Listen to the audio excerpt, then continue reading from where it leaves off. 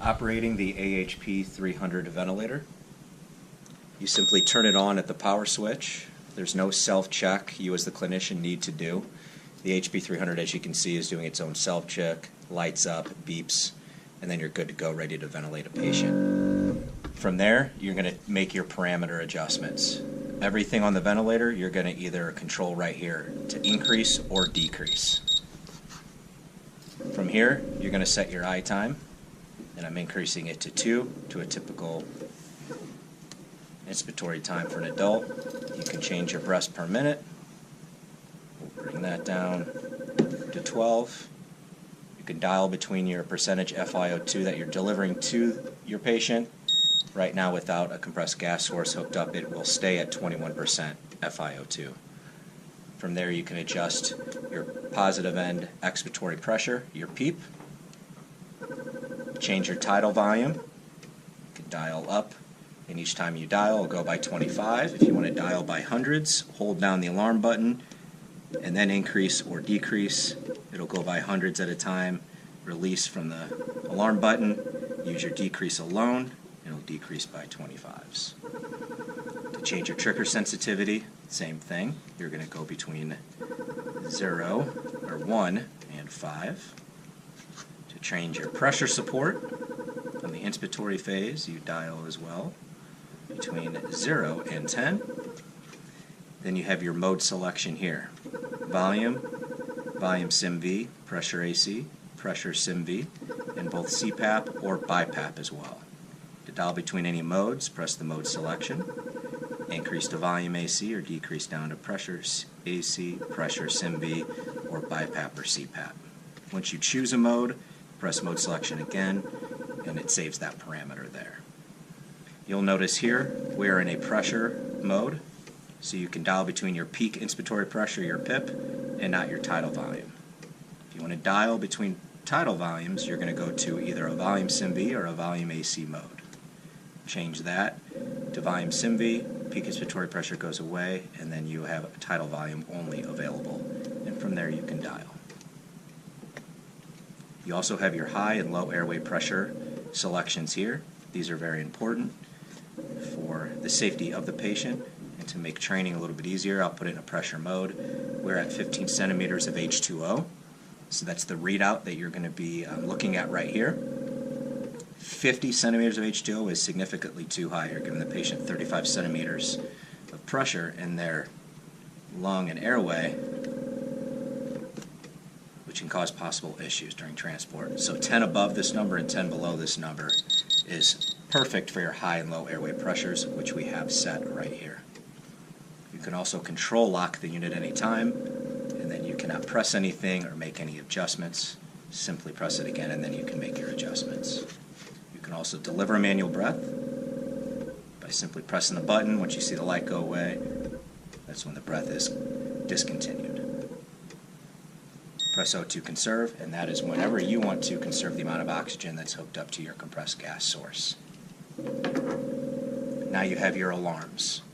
System failure, do not use the unit if that does turn on. You want to send it back to the manufacturer for check. Critical battery, what that means is only these last two lights are illuminated and they will turn red, and that means you only have 20 minutes left in the battery.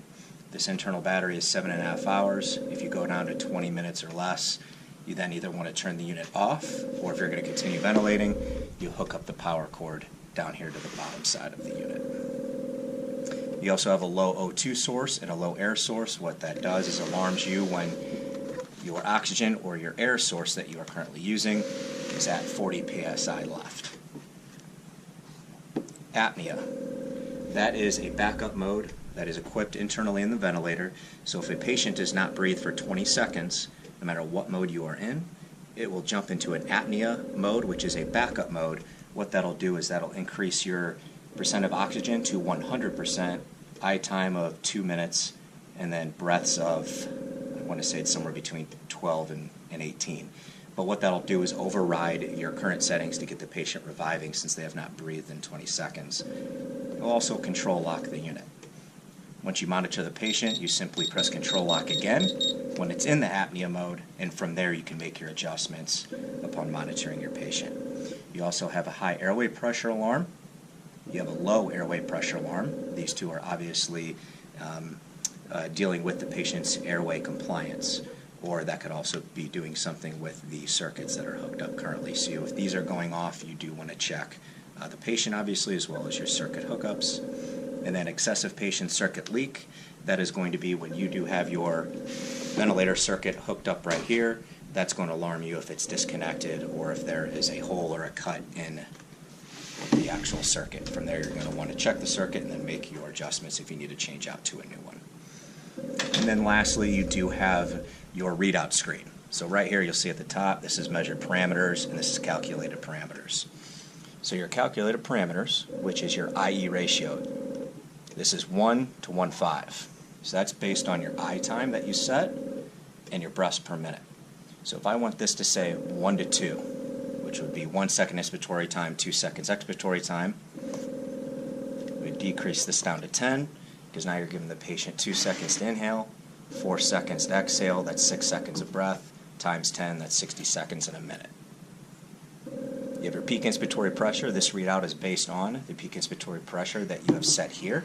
If you have this set at 15, 16, 17, whatever number that is, that's going to be within 1. It's going to be pretty exact. When you're on a volume setting, you're still going to have a peak inspiratory pressure showing no matter what, because even with 975 milliliters of tidal volume, or if it's 275 milliliters of tidal volume, you're still adding pressure to the lung cavity. You'll still always have your delivered tidal volume readout here, whether or not you're in a peak inspiratory pressure mode, or a pressure mode, or a volume mode, you're still delivering a volume of gas to the patient, so that readout is also important to maintain. Whenever a patient takes his or her own spontaneous breath, during the act of the breath, this will light up, as well as it'll tally every 60 seconds. So this is spontaneous breaths per minute.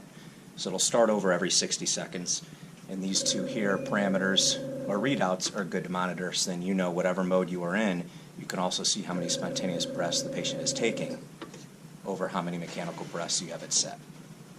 And lastly, you have a flow readout. That'll only be available when you're in a volume mode. It's not available when you go into a pressure mode because the flow varies so greatly. Last but not least, you have your battery light indicator. Fully charged is 7.5 hours. Battery is internal, and if it does come to complete dead battery, you just want to hook it up to AC power before continuing to use it. And if it is fully dead, you just want to give it a full 5 hours to charge to give you 7.5 hours of life.